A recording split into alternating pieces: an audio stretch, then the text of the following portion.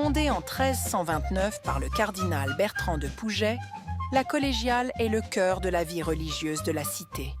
Elle est liée à un chapitre composé d'un collège de plus ou moins 8 chanoines censés vivre dans la maison du chapitre située derrière l'église. Riches prélats, ils assurent les chants mais confient la célébration de la messe à un curé auquel ils paient la portion congrue. Célébrant les naissances, les mariages et les sépultures, les chanoines font payer leurs prestations spirituelles au roquemaurois. Il y a un vrai marché des sépultures puisque différentes offres tarifées existent. D'abord, il est possible de se faire ensevelir sous la nef de l'église, dont le sol est couvert de beaux barres de barbentane, plutôt que dans le cimetière qui borde l'église. Pour accéder aux tombes privilégiées qui proposaient un aller plus direct en paradis, il fallait s'acquitter de redevances qui excluaient les plus pauvres. Ceux-là devaient se satisfaire du cimetière, où les chiens déterrent parfois les dépouilles, comme ce jeune enfant à peine enseveli dans les années 1760, où il est d'ailleurs fait mention d'un loup. Lors des cortèges funèbres qui parcourent la ville, le chanoine chargé de sonner les cloches funèbres s'active. Là encore, l'ambiance sonore accompagnant le cortège est à la carte puisque un tarif existe. Cependant, chacun doit rester dans sa classe sociale et choisir seulement entre un enterrement correspondant à sa condition sociale ou plus humble. Une augmentation des tarifs en octobre 1746 a valu une contestation dans la ville qui a livré à l'historien des informations précieuses. Lorsque le campanier Capot sonne 4 cloches ensemble à grand vol, les funérailles sont alors celles de personnes appartenant à la première classe, les notables, nobles et bourgeois. Pour la classe des bons habitants, la seconde classe, le campanier se sert seulement de la plus grosse cloche avec l'accompagnement des 3 autres, que l'on fait seulement teinter.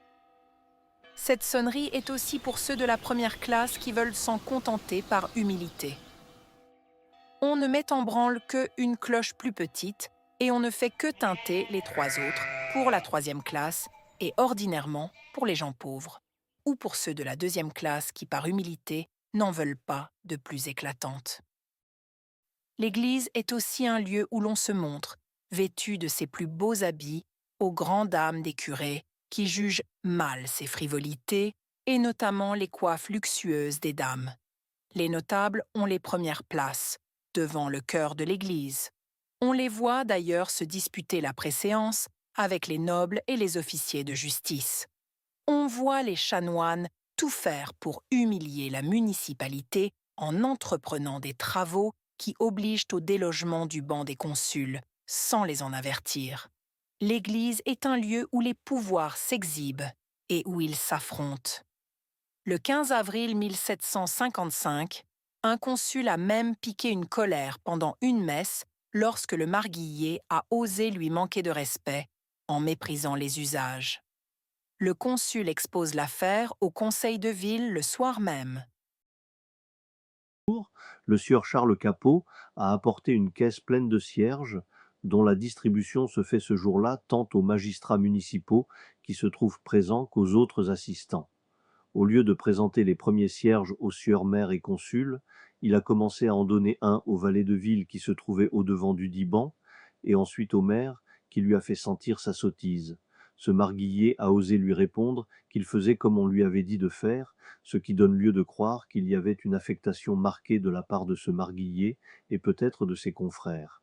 Le maire, ayant convoqué ledit Capot chez lui, celui-ci n'a pas soutenu son premier dire et a reconnu sa faute.